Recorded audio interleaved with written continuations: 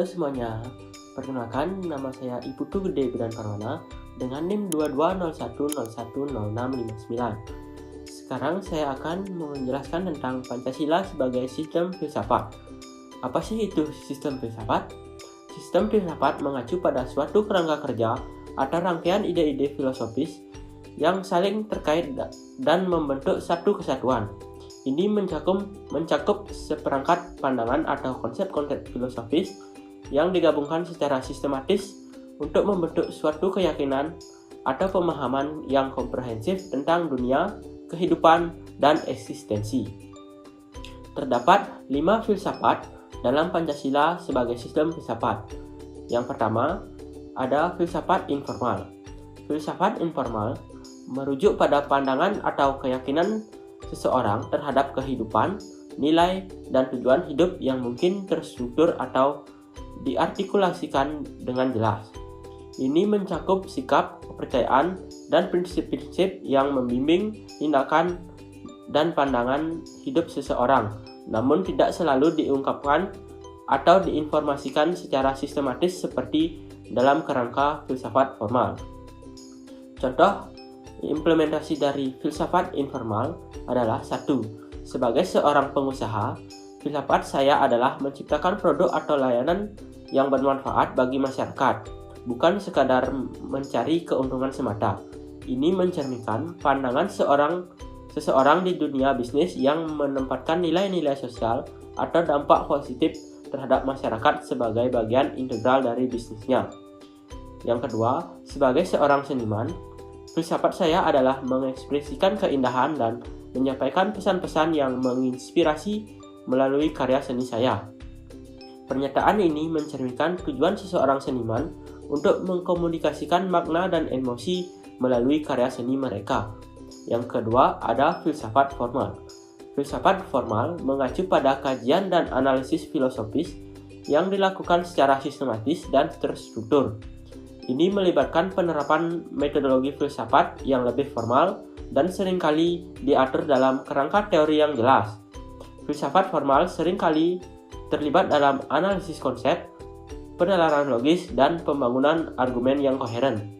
Contoh implementasinya adalah Aristoteles dan metode ilmiah. Aristoteles dikenal dengan pendekatan yang lebih empiris dan membangun pengetahuan.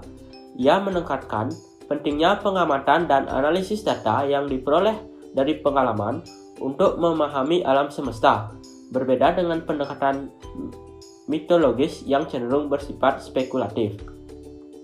Yang ketiga ada filsafat komprehensif.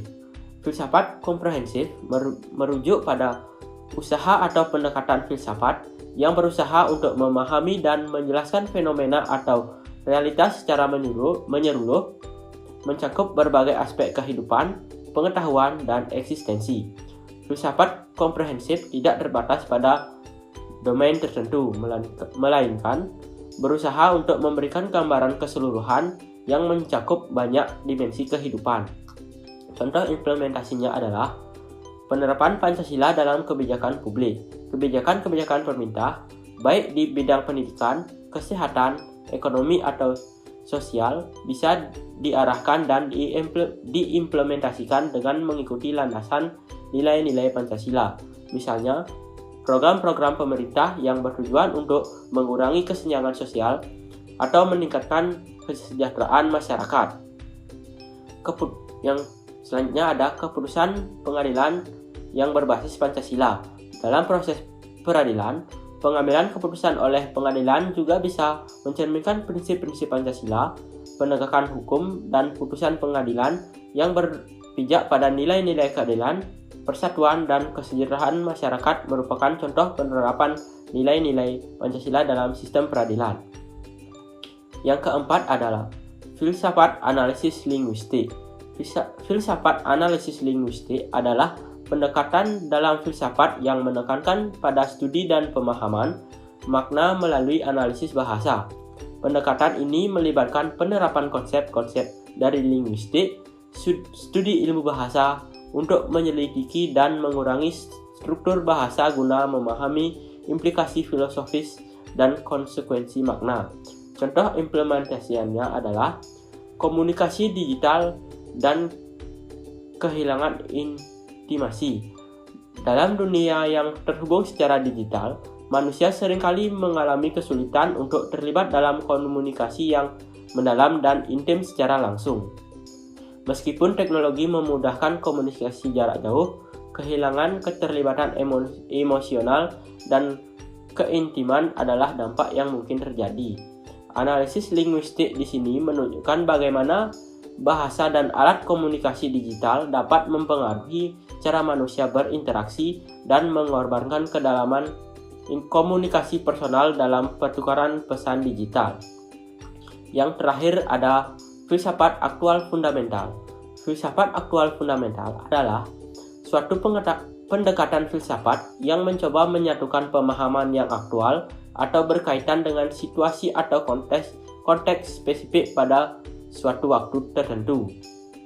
Dengan prinsip-prinsip fundamental yang bersifat abadi atau tetap relevan, pendekatan ini menunjukkan adanya keseimbangan antara kebutuhan untuk menanggapi perubahan kontekstual dengan tetap mempertahankan nilai-nilai dan prinsip-prinsip yang mendasar. Contoh implementasinya adalah etika teknologi dalam era digital. Perkembangan teknologi informasi dan komunikasi yang pesat telah membawa banyak perubahan dalam kehidupan manusia. Para ahli filsafat seringkali mendalami persoalan etika yang terkait dengan penggunaan teknologi tersebut, seperti privasi, keamanan data, pengaruh media sosial terhadap individu, dan dampak teknologi terhadap struktur sosial. Dari penjelasan saya tadi, saya dapat menyimpulkan bahwa 1. Filsafat informal. Filsafat informal mencakup pandangan atau keyakinan seseorang terhadap kehidupan dan nilai-nilai tanpa struktur formal. Contoh implementasinya adalah melibatkan sikap dan prinsip-prinsip yang membimbing tindakan sehari-hari seperti orientasi bisnis yang memprioritaskan nilai sosial. Yang kedua, filsafat formal. Filsafat formal melibatkan analisis filosofis yang dilakukan secara terstruktur dan sistematis. Contoh melibatkan penggunaan logika dan analisis konsep dalam pendekatan formal untuk memahami aspek-aspek kehidupan dan eksistensi. Yang ketiga ada filsafat komprehensif. Filsafat komprehensif berusaha memahami realitas secara menyeluruh, mencakup berbagai aspek kehidupan. Contoh implementasinya bisa ditemui dalam pendekatan holistik terhadap kebijakan publik yang mencerminkan nilai-nilai Pancasila. Yang keempat, filsafat analisis linguistik. Filsafat analisis linguistik menekankan pada pemahaman makna melalui analisis bahasa. Contoh implementasinya mencakup kajian dampak komunikasi digital terhadap kedalaman interaksi manusia. Dan yang terakhir, filsafat aktual fundamental. Filsafat aktual fundamental mencoba menyatukan pemahaman aktual dengan prinsip-prinsip fundamental. Contoh implementasinya bisa ditemui dalam kajian etika teknologi yang menggabungkan kebutuhan adaptasi terhadap perkembangan teknologi dengan mempertahankan nilai-nilai etika yang mendasar. Pendekatan-pendekatan ini mencerminkan keragaman dalam cara manusia memahami dan menghadapi berbagai aspek kehidupan, baik secara informal, formal, komprehensif, analisis linguistik, maupun dalam kerangka aktual fundamental. Setiap pendekatan memiliki peran dan kontribusi unik dalam memahami dunia dan makna kehidupan. Sekian penjelasan dari saya. Apabila ada salah kata atau pengucapan, mohon dimaafkan. Dadah.